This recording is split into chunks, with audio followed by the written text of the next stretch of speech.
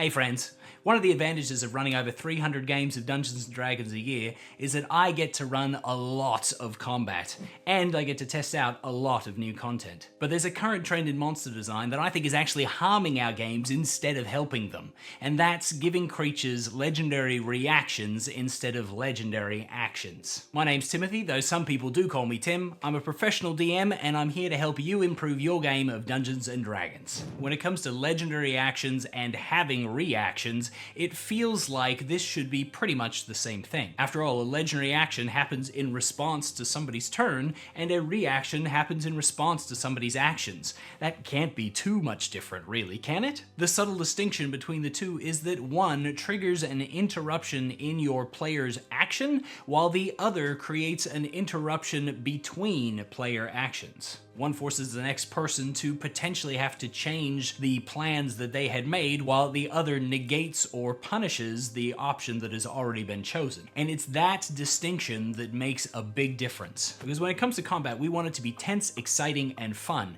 And tension and the uncertainty of outcome is one of the things that makes D&D so great. We love rolling dice and waiting for those tiny little facets to settle on a number so that we can find out whether we succeeded or failed at the task at hand. But that said, winning is inherently just more fun than losing. It's one of the reasons why other role-playing games aim for a practically non-existent mischance on any player action. In 5th edition, the designers have approximately built in around a 30% chance of failure, so that 1 in every 3 swings is going to miss, 1 in every 3 spells that's been cast at an appropriate target is going to flub, etc., etc. Because having a failure about once in every 3 attempts feels real to us and helps us to get excited about the successes that we have. Meanwhile, tension in combat requires a rapid back and forth of wins and losses. And legendary actions and legendary resistances deliver those in very different ways. Reactions serve that purpose by creating losses for the players.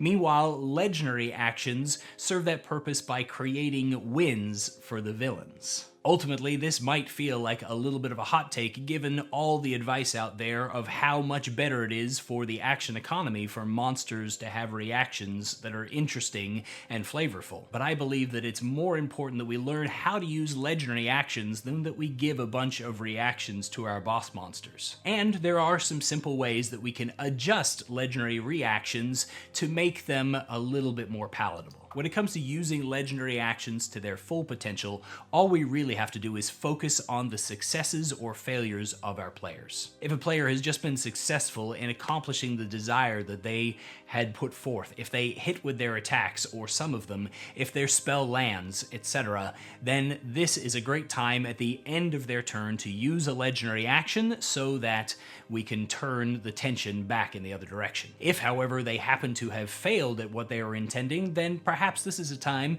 to hold that legendary action and save up the point.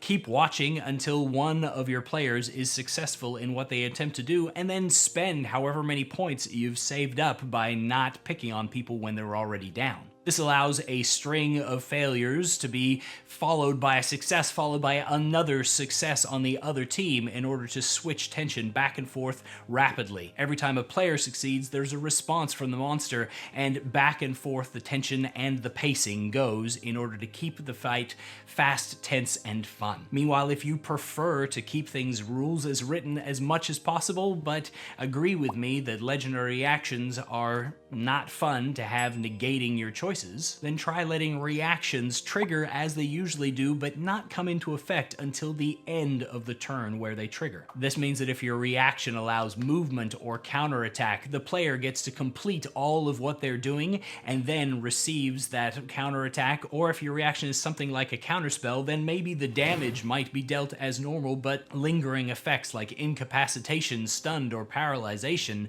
are no longer going to apply tied to the monster after that turn ends. This can even lead to some tactical play where your players team up together against their specific foe, waiting and hoping that the wizard's spell is going to land correctly, and if it does, getting to deal additional damage with their readied actions is a gamble that they're going to have to take instead of simply taking their standard action. Obviously, there's a lot of other advice in order to make combat exciting and tense in Dungeons & Dragons.